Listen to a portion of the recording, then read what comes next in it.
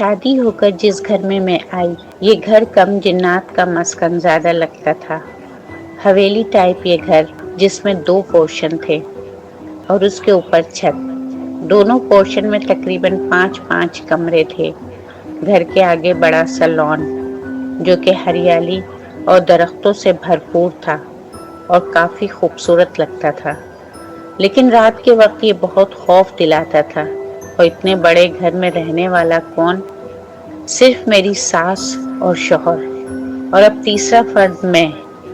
اس گھر کو میں نے جنات کا مسکن اس لیے کہا تھا کہ سناٹا یہاں دن کے وقت بھی رات جیسا ہوتا تھا۔ ساس میری کم گو تھی، کمرہ بند کر کے اپنی عبادات تسبیحات میں لگی رہتی۔ شوہر آفس میں ہوتے، میں اس گھر میں اکیلی بھلا کیا شور مچاتی۔ کام والی آتی تھی، کام کر جاتی تھی۔ کھانا پکانے والی بھی آتی تھی، مگر میں نے اسے ہٹا دیا۔ اگر میں کھانا بھی نہ پکاتی تو دن بھر کیا کرتی؟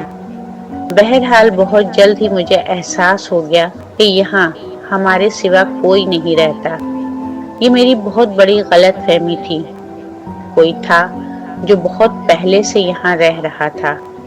اب معلوم نہیں اسے میری موجودگی پسند نہیں آ رہی تھی، یا وہ مجھے اپنی موجودگی سے آشنا کرانا چاہتا تھا۔ میں سمجھ نہیں پا رہی تھی۔ بہت کچھ عجیب ہونا شروع ہو گیا تھا۔ یہ ایک دوپہر کی بات ہے، جب میں کچن میں موجود کھانا پکا رہی تھی۔ اس دن میں نے سوچا کہ آلو کے پراٹھے بنا لیے جائیں، اور میں وہی بنانے میں مصروف تھی جب کسی کی آہٹ کی آواز پہ میں نے پیچھے مڑ کر دیکھا۔ توقع کے مطابق میری ساس تھی۔ جی امی، کچھ کام ہے آپ کو؟ میں نے پوچھا تو کہنے لگی، مجھے گوشت پکا دو، میں یہ نہیں کھاؤں گی۔ میں نے کہا جی امی پکا دیتی ہوں۔ وہ کچن سے چلی گئی۔ ایک دم مجھے خیال آیا کہ انہیں کیسے پتا میں اس وقت گوشت نہیں پکا رہی، سبزی بنا رہی ہوں، کیونکہ میں نے انہیں بتایا ہی نہیں تھا۔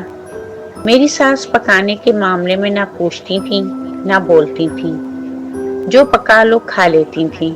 خیر، انسان ہے، گوشت کا دل چاہ رہا ہوگا۔ میں نے اپنے دل میں آتے وہم کو جھٹکا اور فریج سے گوشت نکال لیا۔ پکانے کے بعد میں کھانا ٹرے میں سجا کر لے گئی، اپنے لیے پراٹھے اور ان کے لیے گوشت۔ وہ یہ دیکھ کر کہنے لگی، میں بھی آلو کے پراٹھے ہی کھا لیتی۔ میں نے کہا آپ نے ہی تو کہا تھا کہ گوشت کھانا ہے۔ انہوں نے حیرت سے میری طرف دیکھا۔ میں نے کب کہا ایسا؟ ان کے پوچھنے پہ میں نے حیران ہو کر بتایا کہ آپ نے کچن میں آ کر کہا تھا کہ گوشت پکا دو۔ وہ مسکرانے لگی اور بولی، یہ گوشت کی پلیٹ اوپری منزل کی سیڑھیوں پہ رکھاؤ۔ میں نے سوال کرنا چاہا تو انہوں نے منہ پہ انگلی رکھ کر خاموش کرا دیا۔ میں سمجھ چکی تھی کہ معاملہ کچھ اور ہے، چنانچہ چپ چاپ پلیٹ اوپر والی سیڑھی پہ رکھائی، اور حیرت کی انتہا نہ رہی جب یہ پلیٹ شام کو مجھے خالی ملی۔ اوپر تو کوئی رہتا نہیں ہے، کھانا کس نے کھایا؟ وہ جو کوئی بھی تھا، یہ میری اور اس کی پہلی ملاقات تھی، اور میرے ساتھ ہونے والے عجیب واقعات کی شروعات یہیں سے ہوئی تھی۔ اس کے بعد میں ساس کے بنا کہے اکثر جب بھی گوشت بناتی، ایک پلیٹ اوپری منزل کو جانے والی سیڑھیوں میں رکھ دیا کرتی۔ کبھی کچھ میٹھا بناتی تو وہ بھی رکھ دیتی، پھر پلیٹ خالی ملا کرتی تھی۔ میں سمجھ چکی تھی یہاں جنات ہیں۔ بہرحال ہمیں کوئی نقصان نہیں دیتے تھے، بس کچھ عجیب واقعات ہوتے رہتے۔ کبھی کسی بچے کی رونے کی آواز آتی، کبھی ایسا لگتا بہت ساری لڑکیاں آپس میں مل کر ہنس رہی ہوں، کبھی لگتا کوئی عورت میرے پیچھے سے گزری ہے۔ کچھ زیادہ حیران کن بھی ہو جاتا۔ ایک دفعہ یوں ہوا کہ میں نہانے چلی گئی۔ اس وقت میری ساس سو رہی تھی، اتنے میں دروازے کی گھنٹی بج گئی۔ یا اللہ، کون آ گیا اس وقت، میں نے سوچا۔ بہرحال باہر نکلتے تھوڑی سی دیر لگ گئی۔ باہر آئی تو دیکھا کہ میرے شوہر صوفے پر بیٹھے تھے۔ آپ یہاں اس وقت؟ میں نے حیرانی سے پوچھا۔ اس سے زیادہ حیرانی سے انہوں نے مجھے اور پھر اپنے پیچھے مڑ کر دیکھا اور پریشان ہو کر بولے، اگر تم یہاں ہو تو جس نے دروازہ کھولا وہ کون تھی؟ کیا مطلب؟ میں نے حیرت سے پوچھا۔ تو کہنے لگے کہ دروازہ بھی تم نے کھولا ہے، باتھ روم سے نہا کر بھی تم آ رہی ہو۔ میں تو اس لیے جلدی گھر آ گیا کہ میری آج طبیعت ٹھیک نہیں۔ میں نے انہیں بتایا کہ دروازہ میں نے نہیں کھولا۔ بہرحال ہم دونوں میاں بیوی نے بات کو زیادہ نہیں کریدا۔ ہم سمجھ چکے تھے یہاں سے میرے ساتھ ہونے والے واقعات کچھ بھیانک رخ اختیار کر گئے۔ کچھ دنوں کے بعد ایک رات میں اور میرے شوہر باہر گھومنے گئے تھے۔ واپس آ کر جب ہم سوئے تو اس رات جو ہوا وہ میرے لیے ناقابل برداشت تھا۔ رات کے نہ جانے کتنے بجے کا وقت تھا جب کمرے کا دروازہ کھلا۔ ایک عورت جو قد میں لمبی اور جسامت میں اچھی خاصی چوڑی تھی، سیاہ لباس میں اندر داخل ہوئی۔ اس کے چہرے پہ بائیں گال پہ کھڈا سا تھا، جسے کسی وقت میں شدید آگ لگنے سے کھال جھلس گئی ہو۔ اس کے ہاتھ میں کوئی نوکیلی سی چیز تھی، چاقو ٹائپ۔ وہ بیڈ پر میرے پاس آ کے کھڑی ہو گئی۔ میں اسے دیکھ رہی تھی۔ میرا سارا جسم سن ہو چکا تھا۔ میں صرف اپنی آنکھوں کو حرکت دے سکتی تھی اور آنکھیں پھاڑے اسے دیکھ رہی تھی۔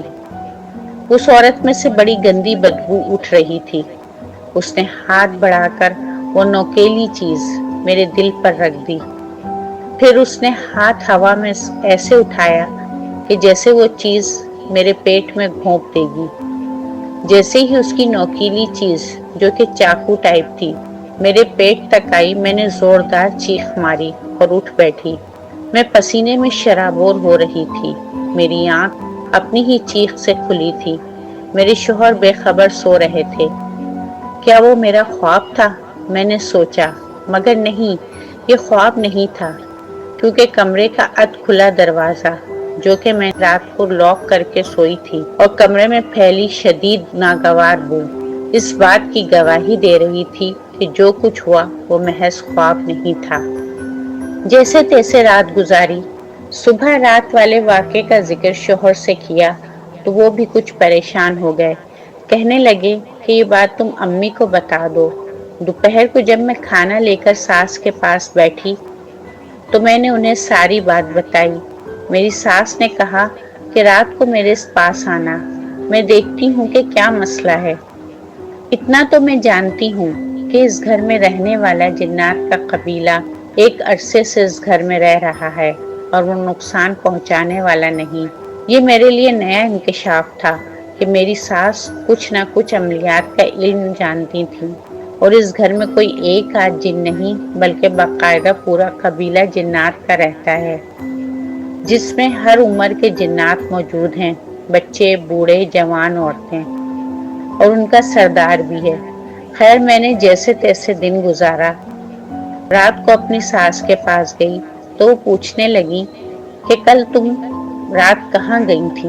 میں نے کہا ہم ریسٹورنٹ گئے تھے اور وہاں سے واپسی پہ ایک فیملی پارک میں چلے گئے تھے۔ کہنے لگی کہ اس فیملی پارک سے خبیث عورت تمہارے پیچھے لگ کر اس گھر میں آ گئی ہے۔ یہ سب سن کر میں رونے کو آ گئی۔